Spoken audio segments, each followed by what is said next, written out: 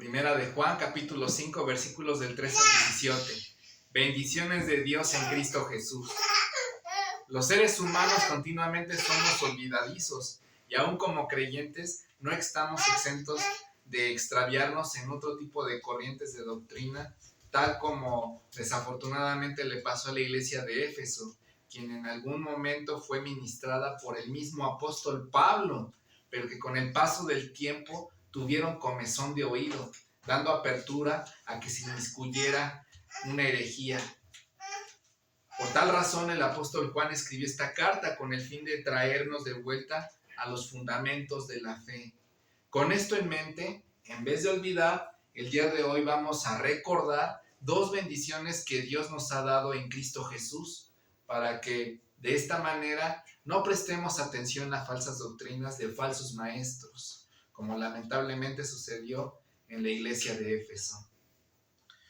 Primera de Juan, capítulo 5, versículos del 13 al 17 dice: estas cosas les he escrito a ustedes que creen en el nombre del Hijo de Dios, para que sepan que tienen vida eterna. Esta es la confianza que tenemos delante de Él, que si pedimos cualquier cosa conforme a su voluntad, Él nos oye. Y si sabemos que Él nos oye en cualquier cosa que pidamos, sabemos que tenemos las peticiones que le hemos hecho. Si alguien ve a su hermano cometiendo un pecado que no lleva a la muerte, pedirá y por él Dios dará vida a los que cometen pecado que no lleva a la muerte. Hay un pecado que lleva a la muerte. Yo no digo que se debe pedir por ese. Toda injusticia es pecado, pero hay pecado que no lleva a la muerte. Después de la destrucción de Jerusalén en el año 70 después de Cristo,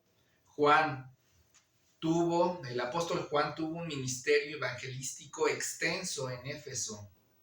Esta carta fue escrita en el año 90 después de Cristo y pues fue dirigida para varias iglesias, por la cual el apóstol tenía una carga por lo que había comentado el apóstol Pablo, ¿no? Que había predicho y que está en Hechos 20 del 28 al 31, donde dice que se levantaron falsos maestros que enseñaban corrientes filosóficas y que comenzaron a dañar a la iglesia al introducir el gnosticismo.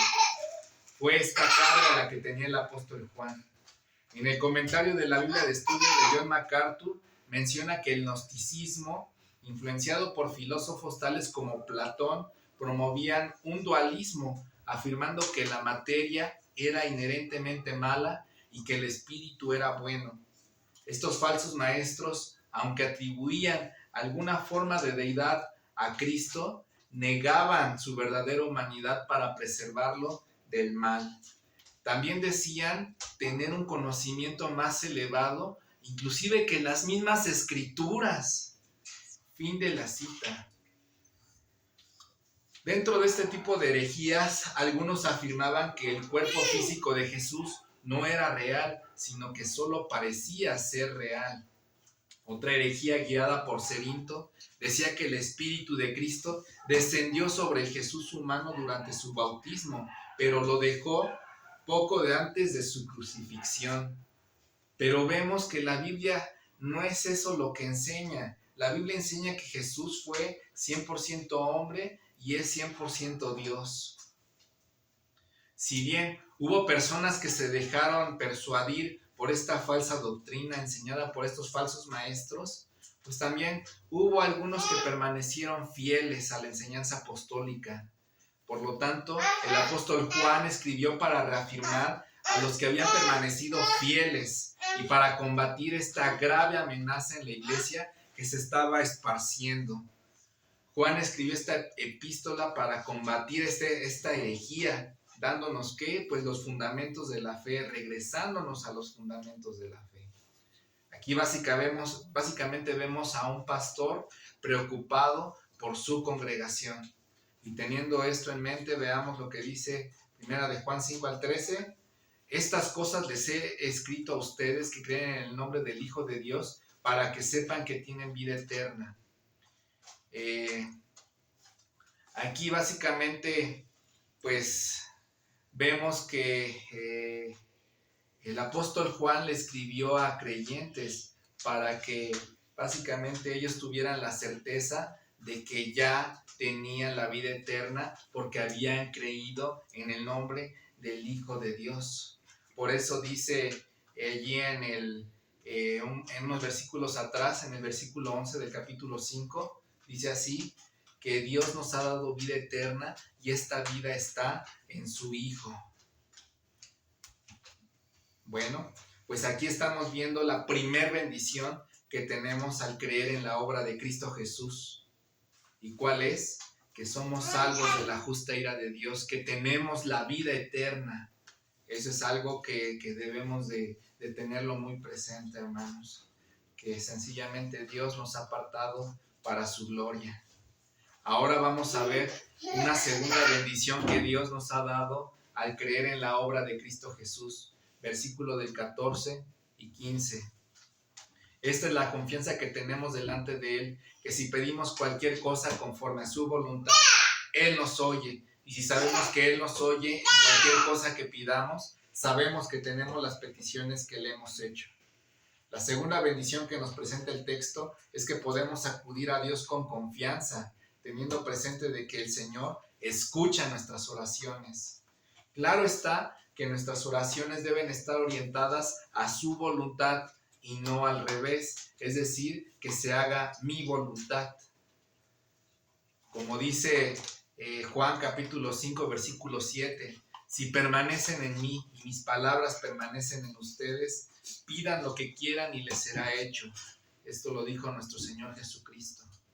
En resumidas cuentas, cuando estamos más en comunión con Cristo, nuestra voluntad se alineará más a la suya, por lo que al momento de orar, pues estaremos orando más acorde a su voluntad. Y de esta manera, nuestras oraciones serán escuchadas y serán contestadas.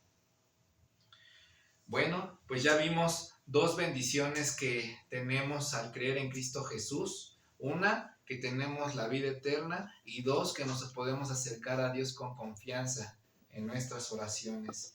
Y de hecho, referente a la oración, vamos a ver este ejemplo un poquito más en general, lo que dice aquí del versículo 16 y 17. Si alguien ve a su hermano cometiendo un pecado que no lleva a la muerte, pedirá, y por él Dios dará vida a los que cometen pecado que no llevan a la muerte. Hay un pecado que lleva a la muerte. Yo no digo que se deba pedir por ese. Toda injusticia es pecado, pero hay pecado que no lleva a la muerte. Cuando vemos a un hermano pecar, lo que nos dice la palabra de Dios que debemos hacer es orar por él. Dios considerará esta petición de nosotros.